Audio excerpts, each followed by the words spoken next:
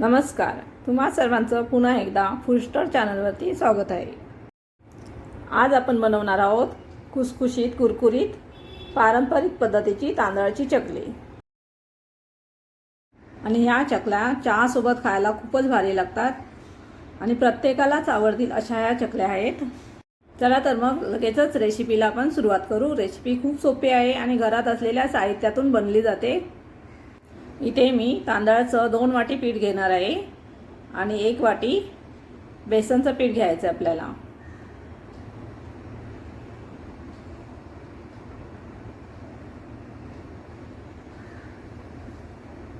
आपण इथे 2 वाटी तांदळाचं पीठ आणि 1 वाटी बेसन घेतलं आहे.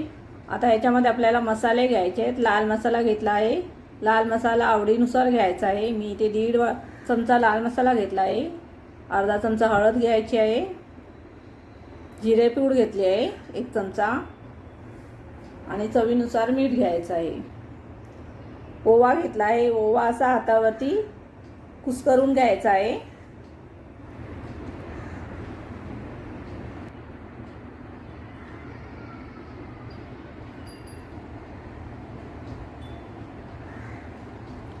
आता इथे मी 2 चमचे सफेद तीळ घेणार आहे.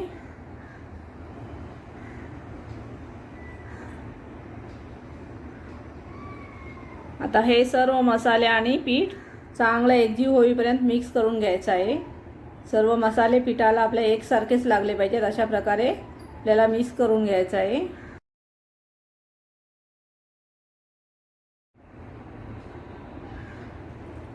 पिठामध्ये कोणत्याही गुठळ्या राहिल्या नाही पाहिजेत. सर्व गुठळ्या असतील त्या अशा मोडून घ्यायच्या आहेत.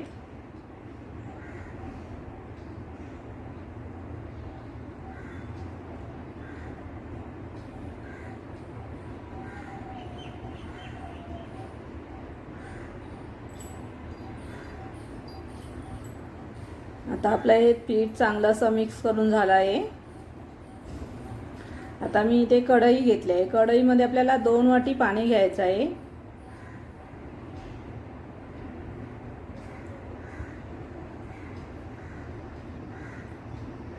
आता आपल्याला ह्या पाण्याला उकळी काढून घ्यायची आहे.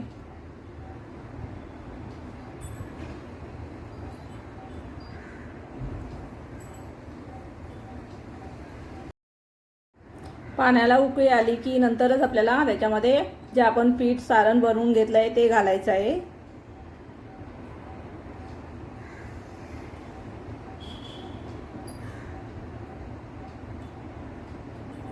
पाणी थोडं कमीच ठेवायचं आहे. आपण 2 वाट्या घेतल्या आहेत तेवढंच ठेवायचं. लागलं तर वरून आपल्याला नंतर पीठ मळताना घालू शकतो आपण गरम पाणी, पण सुरुवातीला कमीच ठेवायचं आहे पाणी.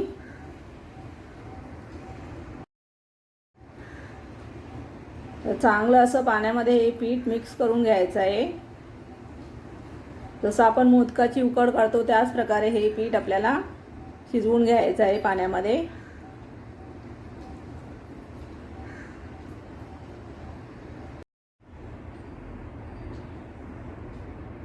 पीठ चांगलं असं मिक्स करून घ्यायचं आहे. आता आपल्याला ह्याच्यामध्ये पाणी थोडंसं कमी दिसत असेल पण तरी पण चालेल. पाणी कमी असेल तरी आपण नंतर घालू शकतो पीठ मळताना. पण जास्त पाणी झालं तर आपण काही करू शकत नाही. त्याच्यामध्ये पुन्हा एकदा पीठ वाढवावं लागेल, सर्व मसाले ॲड करावे लागतील. त्यापेक्षा थोडं सुरुवातीला पाणी कमीच घालायचं आहे, नंतर आपण ॲड करू शकतो याच्यामध्ये.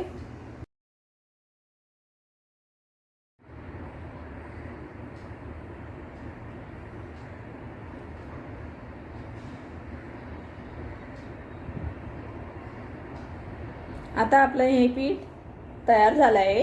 आता मी गॅस बंद करते आणि आपल्याला हे पीठ थंड करून घ्यायचं आहे. आता मी ताटामध्ये हे सर्व सारण घेते.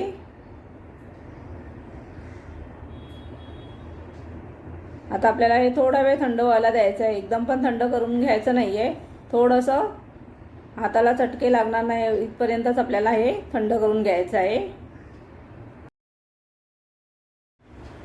आता आपल्याला पीठ मळायचं आहे. पीठ मळताना आपल्याला छोटे छोटे असे गोळे मळून घ्यायचे आहेत आणि नंतर मग आपल्याला ते सर्व एकत्र करून पुन्हा एकदा पीठ मळून घ्यायचं आहे.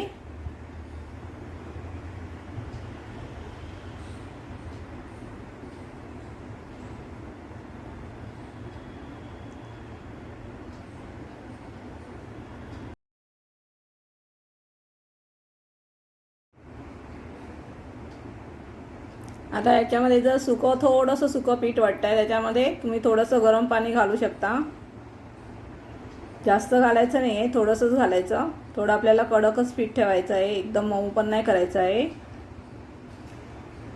अशा प्रकारे छोटे छोटे गोळे मळून पुन्हा ते पीठ एकत्र करून मळून घ्यायचं आहे.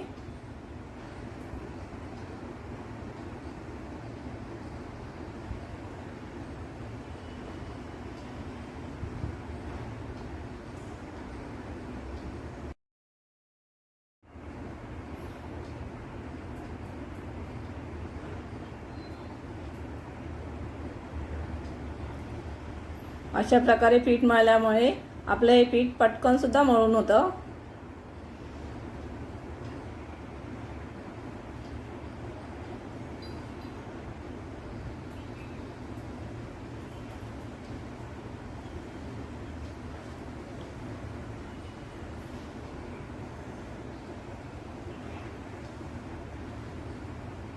चकलीचं पीठ हे मळताना चांगलं असं नीट मळलं गेलं पाहिजे, तर आपल्या चकल्या पाडताना तुटणार नाही. त्याच्यामुळे चांगलं मळून घ्यायचं आहे. थोडंसं आता मी पाणी घालते, थोडंसं कडक वाटतंय पीठ. थोडंसं पाणी घालून पुन्हा चांगलं असं मळून घ्यायचं.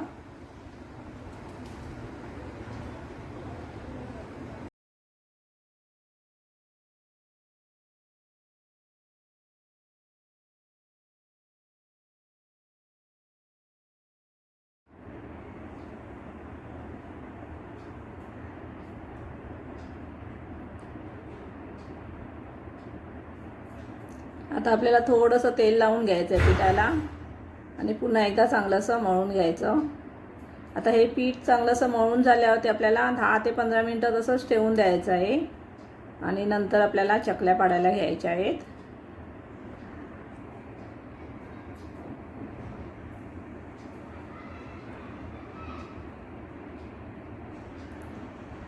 आता आपलं हे पीठ चांगलं असं मळून झालं आहे. 10 ते 15 मिनटं ठेवून देते आणि नंतर आपण चकल्या पाडायला. आता 10 ते 15 मिनटं झाली आहेत आणि पीठसुद्धा आपलं चांगलं असं मुरलं आहे. जास्त मऊसुद्धा नाही आणि कडकसुद्धा नाही आहे. आपलं पीठ हे मीडियम असं आहे. आता छोटासा गोळा घेऊन आपल्याला पीठ पुन्हा चांगलं मळून घ्यायचं आहे, जे आपण आता चकलीच्या भांड्यामध्ये घेणार आहोत.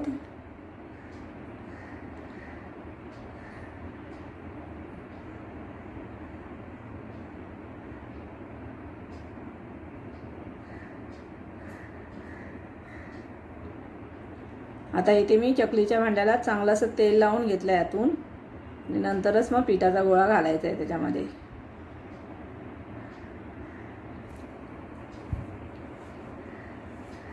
आता आपल्याला चकलीचा साचा बंद करून चकल्या पाडायला घ्यायच्या आहेत.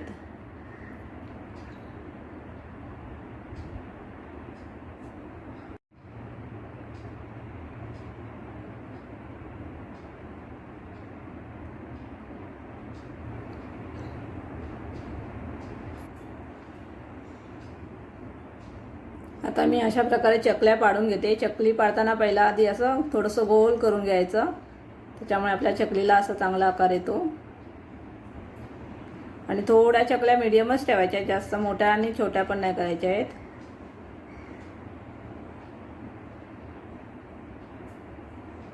खूप छान अशा चकल्या पडतात आपल्या बघा.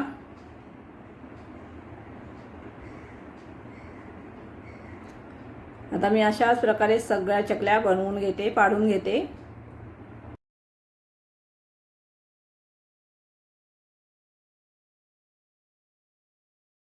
आता इथे मी एवढ्या चकल्या पाडून घेतल्या आहेत. एकदम पण सर्व चकल्या पाडून ठेवायच्या नाहीत, कारण त्या सुकून जातात. त्याच्यामुळे थोड्या थोड्याच पाडून घ्यायच्या.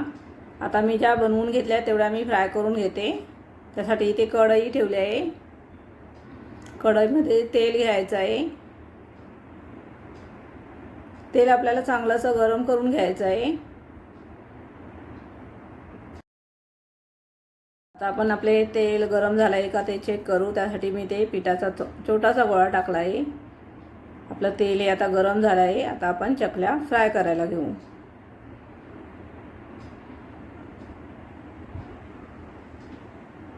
एका वेळेला जास्त चकल्या घालायच्या नाही आहे तेलामध्ये. 2 ते 3 राहतील तेवढ्याच घालायच्या. जास्त अशी गर्दी करायची नाही आहे. आता चकल्या सुरुवातीला 1 मिनटं तरी चांगलंसं तेलामध्ये सेट व्हायला द्यायचे आहेत, नंतरच आपल्याला पलटी करायचे आहेत. चकल्या तळताना आपल्याला गॅस स्लो ठेवायचा आहे. आपण गॅस जर फास्ट ठेवला तर त्या बाहेरून लालसर लगेच होणार आणि आतून कच्च्या राहणार. त्यासाठी आपल्याला स्लो गॅसवरतीच फ्राय करून घ्यायच्या आहेत चकल्या. आता मी ह्या चकल्या अशा पलटी करून घेतल्या आहेत. पलटी केल्यावरती सुद्धा 1 ते 2 मिनटं चांगल्या फ्राय करून घ्यायच्या आहेत. नंतर पुन्हा एकदा पलटी करून घ्यायच्या.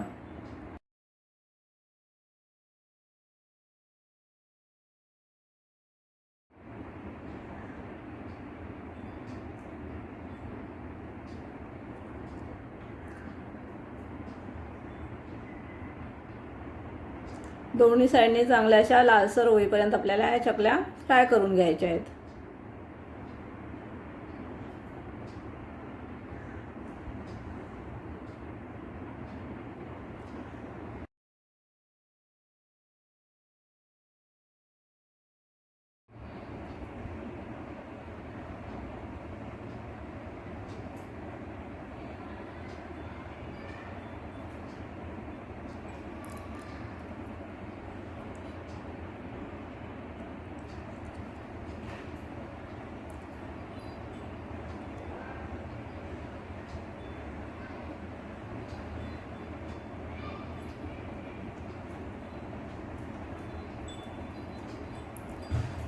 आता आपल्या ह्या चकल्या झाल्या आहेत. आता मी काढून घेते. मस्त असा सुंदर कलर आला आहे बघा. आता अशाच प्रकारे बाकीच्या चकल्या मी फ्राय करून घेणार आहे. खूप सुंदर अशा चकल्या आपल्या बनल्या आहेत. तर बाकीच्या चकल्या सुद्धा अशाच प्रकारे फ्राय करून घेणार आहे मी.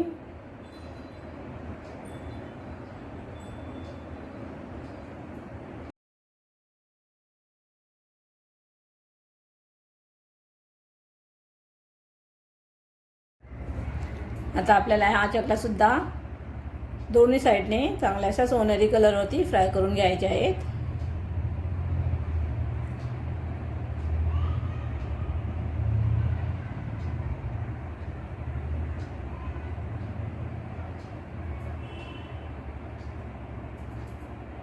आता आपल्या ह्या चकल्या सुद्धा झाल्या आहेत. आता मी हे काढून घेते.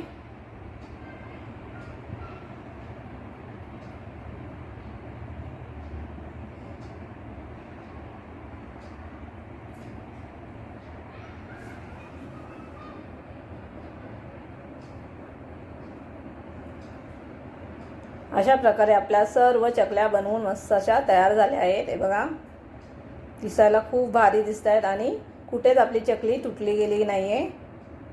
खूप सुंदर अशा चकल्या बनल्या आहेत.